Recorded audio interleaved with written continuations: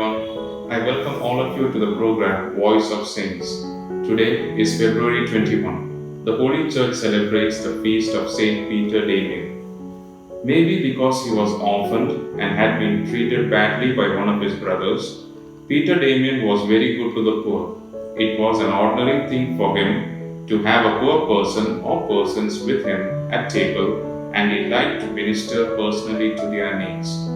Peter escaped poverty and the neglect of his own brother when his older brother, who is the archpriest of Ravenna, took him under his wing. His brother sent him to good schools and Peter became a professor.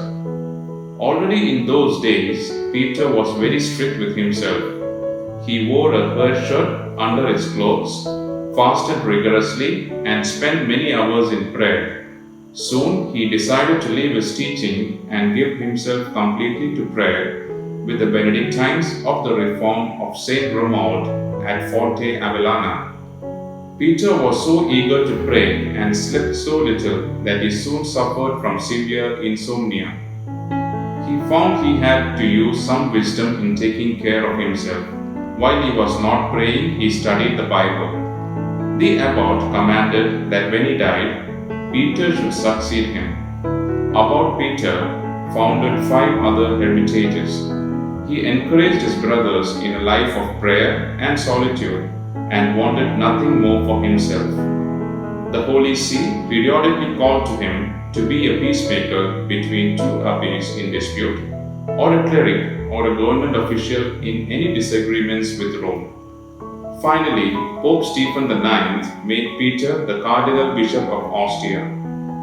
He worked hard to wipe out simony, which is the buying of church offices, and encouraged his priests to observe chastity and urged even the diocesan clergy to live together and maintain scheduled prayer and religious observance. He wished to restore primitive discipline among religious priests, warning against needless travel, violations of poverty, and too much of a comfortable living. He even wrote to the Bishop of Besaignon, complaining that the canons there sat down while they were singing the psalms in the divine office. He wrote many letters, some 170 are still in existence.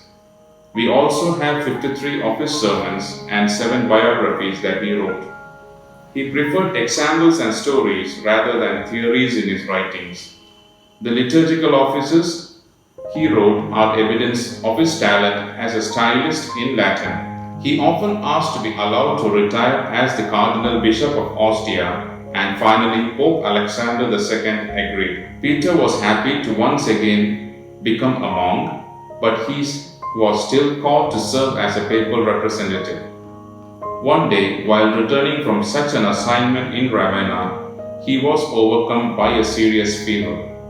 With the monks gathered around him saying the Liturgy of the Hours, he died on February the 22nd in the year 1072. In 1828, he was declared a Doctor of the Church. On behalf of St. Fran's Association and my personal behalf, I wish all of you a blessed feast of St. Peter Damian.